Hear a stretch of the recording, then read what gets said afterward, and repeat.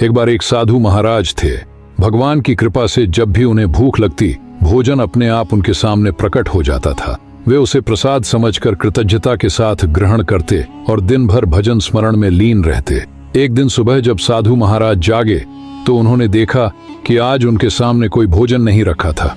उन्होंने सोचा शायद थोड़ी देर में भगवान भेज देंगे। वे इंतजार करते रहे। समय बीतता गया, भूख बढ़ती गई, लेकिन प्रसाद नहीं आया। आखिर उनका धैर्य टूट गया और वे भोजन की तलाश में निकल पड़े।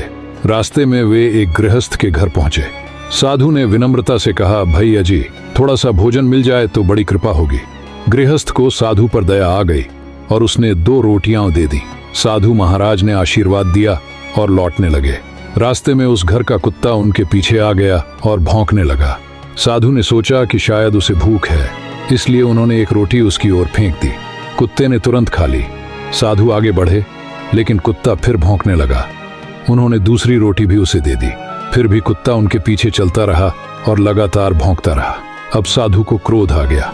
उन्होंने कहा, अरे निर्लज्ज कुत्ते, तेरे मालिक के घर से मुझे 2 रोटियां मिली थी और दोनों मैंने तुझे दे दी, फिर भी तू मुझ पर भौंक रहा है। ये सुनकर कुत्ता जैसे बोल उठा, निर्लज्ज मैं नहीं, आप हैं। मैं 2 दिन से भूखा हूँ। मेरा मालिक हमेशा मुझे समय पर भोजन नहीं देता, फिर भी मैं उसका घर छोड़कर कहीं और नहीं जाता। और आप? भगवान ने केवल 1 दिन परीक्षा ली और आप तुरंत दूसरे के दरवाजे पहुंच गए। कुत्ते की बात सुनकर साधु का हृदय कांप उठा।